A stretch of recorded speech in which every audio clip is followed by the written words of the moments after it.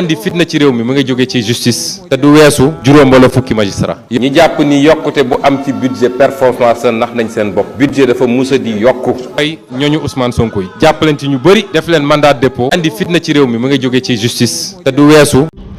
waaw kay salaamaaleykum les patriotes maa ngi leen nuyu di leen ziar seen frère la Cheikh Anne voilà ñoo ko gisandoo loo xam ne moom bettul kenn bettul sa xale yu liir yu ndaw yi sax bettul leen man barki démb la ma nit woo ne ma war ngeen a wax xale yi ñëpp ñu dem tribunal mais xam nga rek bi ma ko waxee démb laaj def vidéo parce que amuñu yaakaar si tribunal Ousmane Sonko moo ñu njëkk a wax loolu maanaam président Ousmane Sonko doonul ku justice bu Sénégal di jox dara même bu ñu demoon 2024 bu Ousmane Sonko gagné réew mi gagné pouvoir bi ñii dañuy taxaw ne ko gagné wu bu gagné ko nag 100% laa leen wax ñoom ñu am benn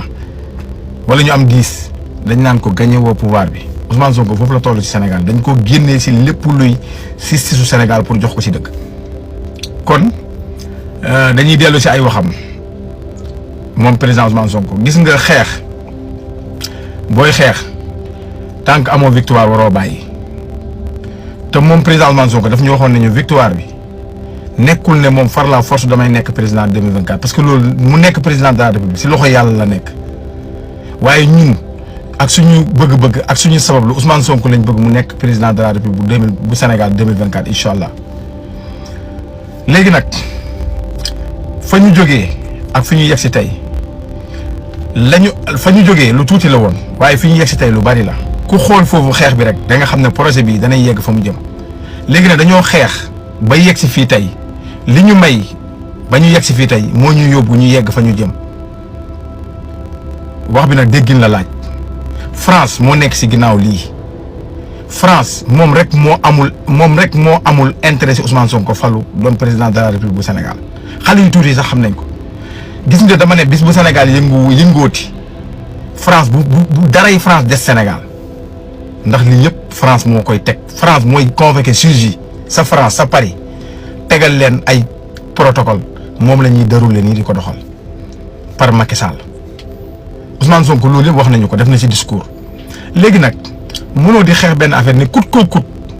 tey jii nii damay gañe xeex bi wala ma bàyyi déedéet dañuy xeex. ba keroog ñuy gagné ba projet bi di yegg fa mu jëm ndax ñi dee ndax ñi ci kaso bi ndax ñi nga xamante ni dañoo laago ci xeex bii nii ndax ñi nga xam ne dañu leen a interdit ñu dugg ci réew mi ñu dëkk ci xeex bii nii di xeex ndax réew mi li ñuy dund li lu ñëpp bokk la ku nekk am nga ci cër amul ku la ci ëppale cër yow sénégalais bi di ma seetaan kon taxawaay boobu rek la ñu war a mën a am taxawaay bi ñu war a mën a am du taxawaayu sax dama ne Ousmane Sonko doon candidat wala doon président de la République par force loolu peuple bi ñoom ñoo yor loolu ak yàlla te Ousmane Sonko dafa wax ne ñaar yi moo am peuple bi ànd si pour mu doon candidat wala yàlla ñàkk see ànd wala yàlla ànd si ñaar yi moo nekk te loolu bu nekkee sa xel da ngay continuer di xeex ndax président Ousmane Sonko procès la teg na procès bi nañ ci taxaw fexe procès bi réussir procès bi li ñëpp bokk ñëpp jot si la procès boobu nag mu ngi si loxol yàlla waaye nag yàlla bay sa tool ñu ngi ñaan ñu ngi def lépp lu ñu mën ñu ngi koy def ñu ngi ñaan ñu ngi saraxe ñu ngi julli ñu ngi lépp lu ñu mën ñu ngi koy def mais nag découragé rek moo ñu warul bàyyi dellu ginnaaw rek moo ñu warul yaakaar justice rek moo ñu warul li ñuy war mooy yaakaar yàlla ak sabablu bi ñu nekk nii continuer xeex bi ñu xam ne ñii 2024 barki alxuraani karim waratuñoo nekk ñuy continuer di jiite réew mi yéen ñëpp yéen a ngi diaspora Sénégal li ñuy dund yéen ñëpp a ngi koy jot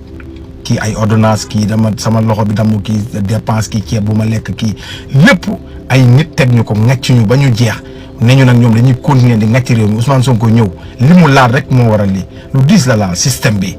dafa bëri ñu si nekk xoolal événement yi passé nii ni ko gars yi songee ñëpp ay kilifa diine di jooy te jooyuñu pour réew mi dañuy jooy ndax di préparer benn candidat di jooy ëkkañ ak réew mi li muy dund lépp jooyuñu seen ndaw yuy dee jooyuñu xale yu amul liggéey jooyuñu baykat yu dundul jooyuñu ku xiif jooyuñu hôpital yu feebar mais dañuy jooy benn candidat naan ko yaa ngi dem ndax yaa ñu yoroon yaa waroon a laaj troisième yaa fi gënoon yaa waroon a gëmmu dóor waaye kii di ñëw nii ak ki ñu yaakaar ne xale yi moom lañ topp bu ñëwee ñuy